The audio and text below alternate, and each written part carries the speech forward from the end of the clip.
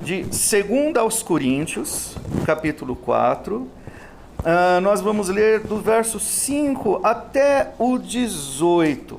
Eu vou fazer a leitura e na sequência a gente vai fazer entender o que o texto está falando, o que o texto é a palavra de Deus. Deus se comunica com as pessoas. E esse trecho aqui, esse texto que a gente vai ler, fala de uma realidade que é grande demais para a gente. É grande demais para mim, é grande demais para qualquer um de nós, mas é o Deus que fala, é o Deus eterno, o Deus, o Senhor de toda a eternidade, de toda a vida, que se revela, se manifesta. Então isso dá a nós uma convicção que não é sem base. Existe sempre esperança. Nunca nós estamos ou precisamos estar sozinhos, mesmo diante do precipício.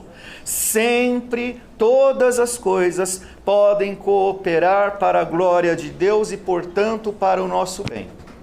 Então a gente vai ler um trecho da Escritura em que um dos apóstolos do Senhor Jesus Cristo, o apóstolo Paulo, vai ensinar a respeito da sua missão. E por que a sua missão é tão importante? Por causa daquilo que ele carrega em si.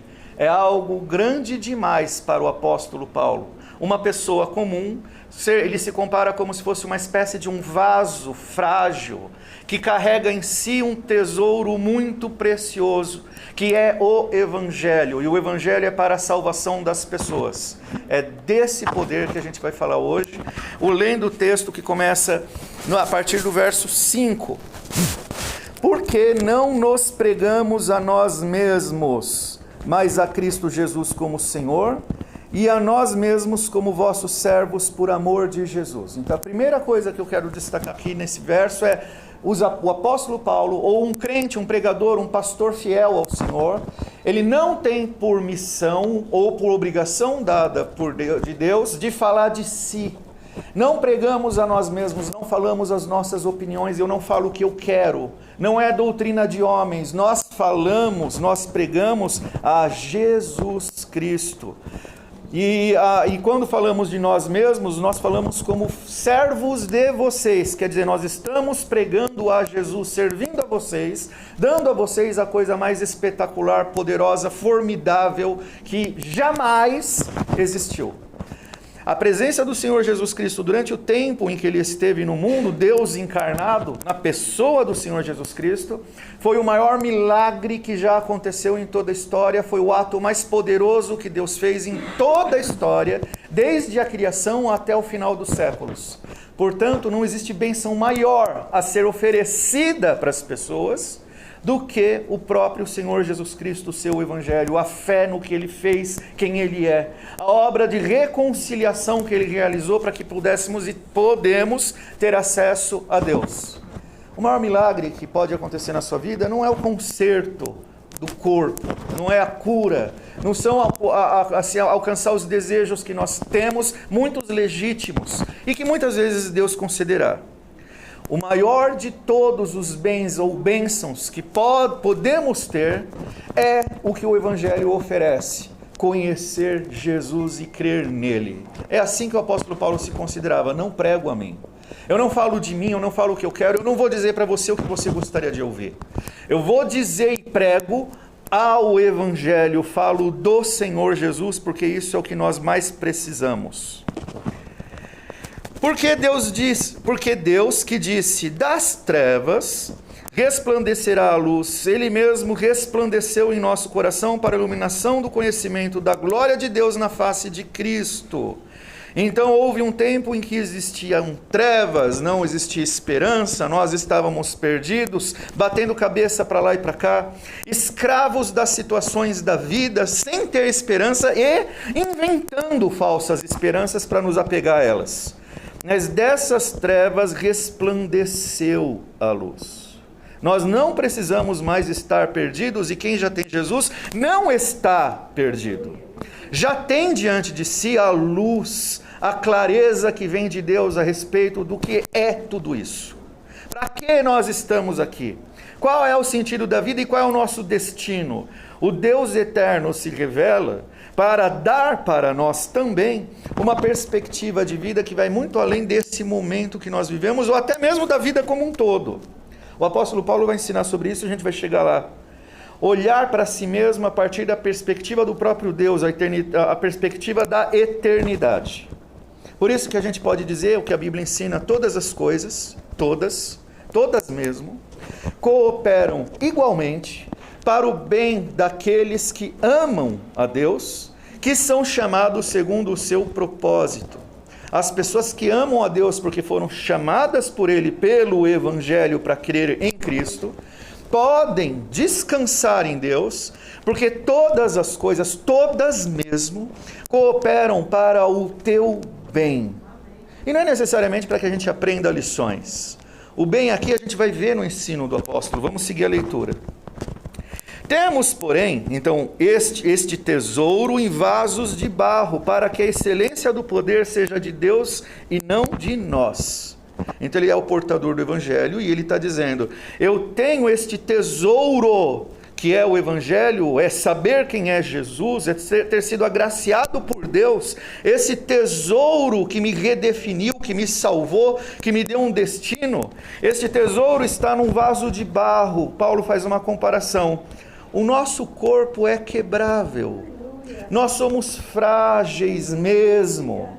A nossa vida, a Bíblia compara algumas vezes com a erva do campo que nasce de manhã. Ela tem beleza, ela tem formosura, mas no entardecer ela já murchou. Nós somos frágeis passageiros, nós quebramos. Então o texto diz: esse tesouro que é o Evangelho está numa vida que é frágil. E isso tem um propósito, porque a excelência do poder, o poder que transforma e salva, não é teu, é de Deus, para que a excelência do poder seja de Deus e não de nós, não nossa. Então o apóstolo está ensinando aqui uma coisa: Deus e nós somos pessoas diferentes, realidades diferentes, mas Deus deseja se reconciliar conosco, se envolver conosco, tomar conta da nossa vida. Só que para isso tem algo que precisa acontecer e que já aconteceu. É isso que o apóstolo Paulo está pregando. O Evangelho, o que o Senhor Jesus Cristo fez, Ele não vai fazer, o que Ele já fez.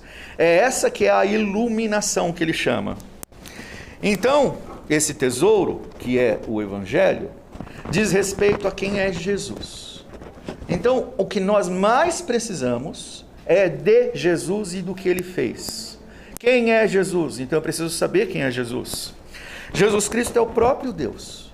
Deus, até então, era um mistério insondável e inalcançável, que subsiste em três pessoas: Pai, Filho e Espírito Santo.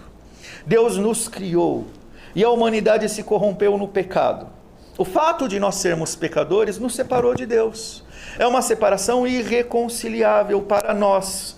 Nós não podemos fazer nada a respeito disso, porque como somos pecadores, nós não temos por nós mesmos acesso ao Deus que é santo. Então as pessoas criam ídolos, as pessoas imaginam soluções espirituais, imaginam seu próprio socorro, criam suas próprias formas de tentar salvarem a si mesmas. Só que isso é impossível. Tudo isso é idolatria. Mas Deus nos ama. Deus não ficou indiferente ao fato de nós sermos pecadores e separados, banidos dele. Então, o Pai, Deus Pai, decretou, Deus Filho, então obedeceu ao Pai. Deus se fez homem na pessoa do Senhor Jesus Cristo, homem, pessoa de verdade, como eu e você. Ele nasceu da Virgem Maria, viveu nesse mundo, viveu aqui durante provavelmente cerca de 30 anos, 30 e poucos anos, e o destino dele era a cruz. E por que o Filho de Deus tinha que ir para a cruz? Deus ama o Filho, Jesus, o Deus Pai. O Senhor Jesus Cristo é a expressão de amor por nós. Como é que acontece, como que se prova o amor de Deus por nós? Como que a gente sabe que Deus está interessado em você? Como que a gente tem certeza que Deus te ama? O fato de que Deus se fez homem para ser um igual a nós, para tomar dos pecadores a maldição do pecado, trazer sobre si, pagar nossas dívidas na cruz diante de Deus, uma dívida impagável. Os meus pecados só podem ser perdoados porque alguém pagou por ele. Jesus morreu na cruz para pagar pelos meus pecados e me livrar da maldição do pecado. Só que à medida em que ele carregou sobre si o meu pecado, aqueles que creem, e é disso que o apóstolo Paulo vai pregar daqui para frente, ele atribui a essa pessoa que crê no Evangelho, que crê nele, o que pertence ao Senhor Jesus. Ele é Deus encarnado. O que pertence e sempre pertenceu ao Senhor Jesus? A plena comunhão com Deus Pai, as glórias da eternidade. O que pertence ao Senhor Jesus agora é oferecido graciosamente a todo aquele que crê. E Jesus morreu na cruz para te salvar, mas a morte não pôde deter o Senhor da vida. Como Ele é o Senhor da vida, Ele ressuscitou, triunfando da morte, do pecado, do inferno. As limitações físicas não podiam ser impostas àquele que é o autor da vida. A morte do corpo não podia prevalecer sobre aquele que é o Deus encarnado. Ele ressuscitou. E ele então depois subiu com corpo físico, aquele menino que cresceu e que tem um corpo como eu e você, e que experimentou dores como eu e você, e que foi provado, tentado, atribulado em tudo, mas não pecou. Essa é a diferença dele para nós. Nós pecamos, o Senhor não. Só que ele ressuscitou, e essa é a nossa expectativa, esse é o nosso destino, essa é a promessa que o Senhor fez para nós também. Um dia nós estaremos com Ele, e serão feitos novos céus e nova terra. Essa é a perspectiva da eternidade. Nós fomos salvos em Cristo, de uma vida efêmera, como a erva do campo, que nasce de manhã e no entardecer já murchou e morre, e é queimado, pisado pelos homens e é destruído. Nós fomos retirados dessa condição para sermos colocados na condição à semelhança do Senhor Jesus. Nosso destino é a eternidade junto com Deus Pai. Então, nessa perspectiva da eternidade, por causa da obra de Jesus, todas as coisas cooperam para isso. Nada está fora desse plano. Olha, presta atenção. O plano não é simplesmente livrar de você ou a mim dos nossos problemas, dilemas e lutas pessoais temporais. O plano de Deus é nos salvar para a eternidade, onde, inclusive, as dificuldades, as lutas, as enfermidades temporais têm propósito de redundar para a glória de Deus. Você que crê em Cristo, tudo o que te acontece ao teu redor, na tua vida, é para a glória de Deus. Tudo. Vamos continuar a leitura. Temos, porém, esse tesouro em vasos de barro. Para quê? Para que a excelência do poder seja de Deus e não de nós. Continuando. Em tudo, somos atribulados, porém não angustiados. Em tudo nós somos atribulados, mas nós temos acesso ao Deus que nos conforta e não nos permite, não nos deixa ficar angustiados no meio da tribulação. O texto agora vai colocar sofrimentos e confortos. Porque nesses confortos a gente vai ver, é o Deus que nos sustenta, que estende a sua mão, que nos abençoa. Então em tudo nós somos atribulados, mas não angustiados, não ficamos abandonados na angústia. Na minha angústia invoquei ao Senhor e Ele me ouviu. E Deus ouve, e então Ele nos dá tranquilidade e paz no meio da tempestade. Eu sei qual é o meu destino, é a glória de Deus. Em tudo, somos perplexos, nós nos assombramos, nos espantamos com as notícias, com as coisas que nos acontecem, às vezes com o diagnóstico, somos perplexos, porém, não desanimados. O desânimo aqui é o que o Senhor Jesus Cristo disse: não tende em tu, vocês sofrerão tribulações. No mundo vocês vão ter lutas, mas tende bom ânimo.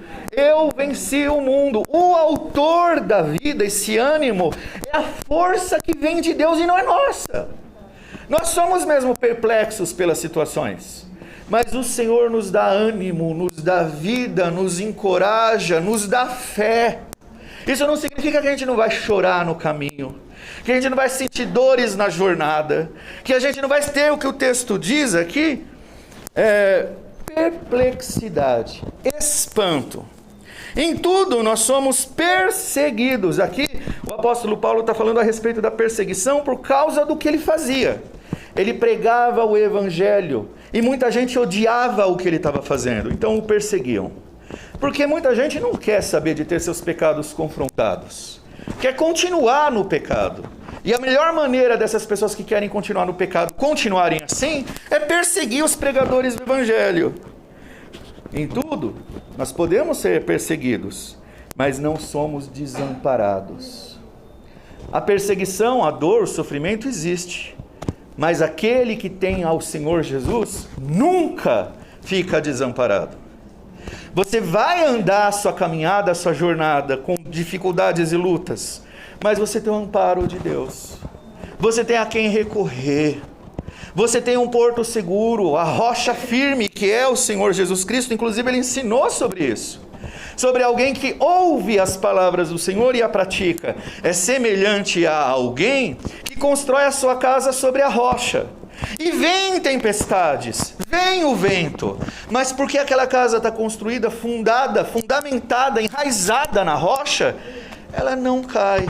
Mas a tempestade veio. A ventania veio, mas o fato de você estar abrigado em Cristo, você não é destruído. Perseguidos, porém não desamparados. Abatidos, porém não destruídos. Abatidos. Nessa vida, nós sofremos abatimentos. Levamos bordoadas. Notícias que nos fazem sentir fracos. Abatido. Só que você não é destruído. Por quê? É o Senhor da vida, o Todo-Poderoso que sustenta aos seus. Levando sempre no corpo o morrer de Jesus, para que também a sua vida se manifeste em nosso corpo. Agora o apóstolo Paulo está enfatizando o fato de que ele é um perseguido por causa do Evangelho, e ele sofre muito por causa disso. Mas ele carrega em si esse tesouro precioso que é o Evangelho para a salvação de outras pessoas. Porque nós que vivemos somos sempre entregues à morte por causa de Jesus, para que também a vida de Jesus se manifeste em nossa carne mortal, sempre expostos ao perigo, à morte, ao sofrimento, mas existe uma finalidade, para que a vida de Jesus, os efeitos da obra salvadora de Jesus, se manifeste em nossa carne mortal. Aqui é uma promessa para essa vida. Carne mortal. O que nós passamos, o que o apóstolo passou, e serve para nós, se todas as coisas cooperam para o bem daqueles que amam a Deus, isso é para que se manifeste a graça, o poder do Senhor da vida em você. Essa é a finalidade do sofrimento. Só que é a finalidade do sofrimento para aquele que tem a Cristo. O texto sempre vai falar a respeito de uma vida confortada, abençoada por Deus. Alguém que crê em Jesus. O texto é para dizer que a sua fé no Senhor Jesus não é em vão. O Senhor é galardoador daqueles que o buscam, mas quem não crê em Jesus não tem essas bênçãos. Precisa crer em Jesus. O texto vai terminar com essa expressão. De modo que em nós opera a morte, mas em vós a vida. Ele está falando a respeito dos sofrimentos que ele tem para pregar o Evangelho, para resultar em vida naqueles que creem no Evangelho. Tendo, porém, o mesmo espírito de fé, como está escrito. Eu criei, por isso é que falei. Também nós cremos, por isso também falamos. Nós pregamos porque nós cremos. É fé. E agora o apóstolo Paulo vai falar sobre fé. Sabendo que aquele que ressuscitou o Senhor Jesus, também nos ressuscitará em Cristo e nos apresentará convosco. Por quê? Todas as coisas existem por amor de vós, para que a graça multiplicando-se torne abundantes as ações de graça por meio de muitos para a glória de Deus. Tudo existe, tudo acontece na vida daquele que crê em Jesus para a glória de Deus. Não se dá graças a Deus quando não existe ação de Deus. Atribuir graças a Deus é necessariamente resultado do que Deus fez ou faz. Nós não inventamos motivos para ser agradecidos a Deus. Nós só podemos ser gratos a alguém por algo que alguém fez. Você só pode ser agradecido a alguém porque se alguém fez alguma coisa. Nós somos, então o texto nos impele a ter gratidão a Deus. Então não pode ser uma gratidão vazia, baseada em coisas que nós achamos ou gostaríamos, em coisas que nós não temos. Nós só podemos ser gratos a Deus por causa de coisas que Deus fez e nós temos. E é isso que o apóstolo está falando.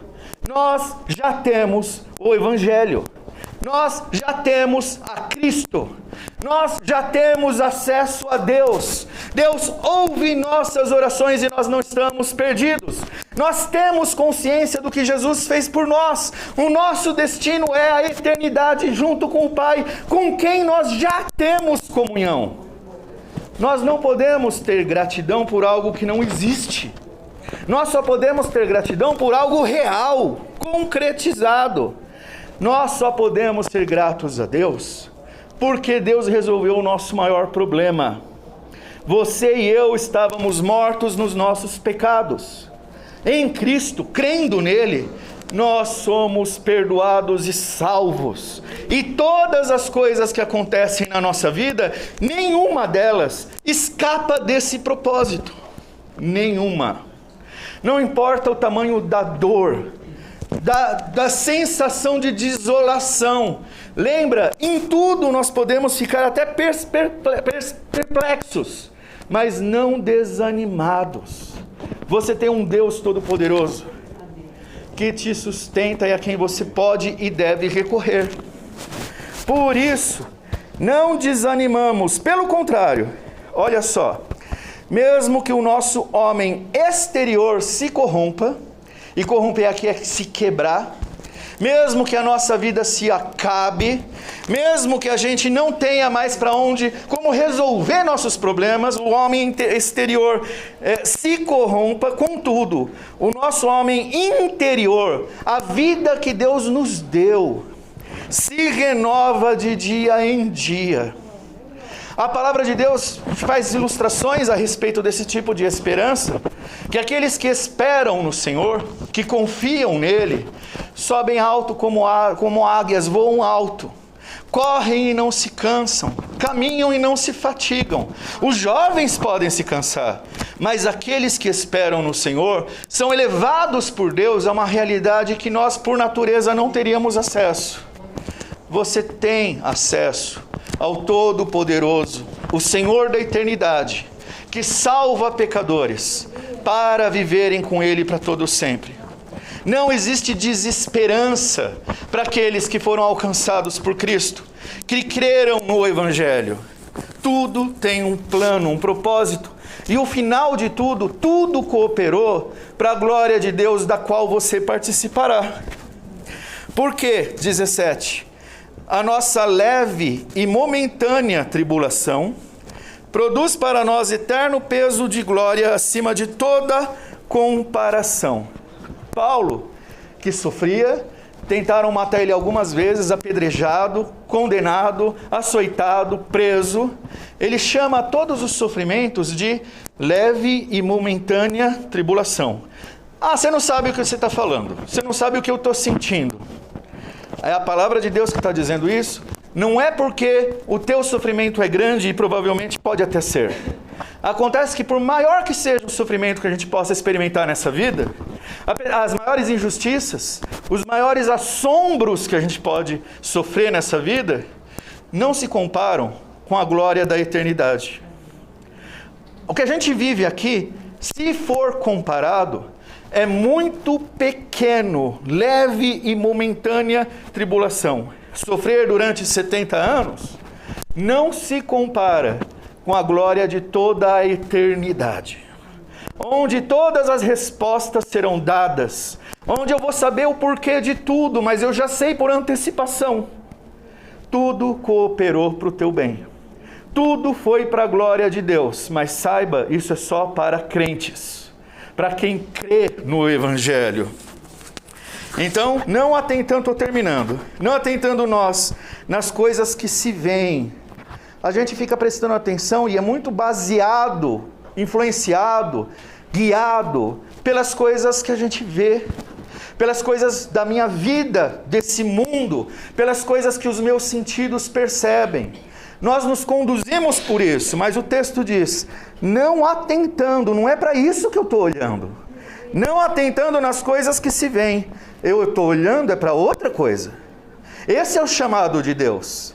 Presta atenção para aquilo que está por trás do bastidor. Você está vendo uma realidade que é a do mundo, da sua vida, as coisas conhecíveis pelas pessoas comuns. Mas pelo Evangelho a gente é levado para olhar para uma realidade muito maior que excede essas coisas que a gente vê. Atentar para as que se não veem, para as que são, não olhar para as coisas temporais, mas olhar para aquelas que não se veem, que são eternas. O Senhor Jesus Cristo é o Pai da eternidade. É o Senhor que salva o seu povo para uma vida eterna. E é para isso que nós, cristãos, precisamos aprender a atentar. As coisas efêmeras, que fazem parte, são descritas como a flor, a erva do campo, que nasce e nós cultivamos, nós nos afeiçoamos a ela. No entardecer ela murcha mesmo. A vida é passageira. Para uns dura 5 anos, para outros dura 90 anos, mas quer 5, quer 90, comparado com a eternidade, é pequeno.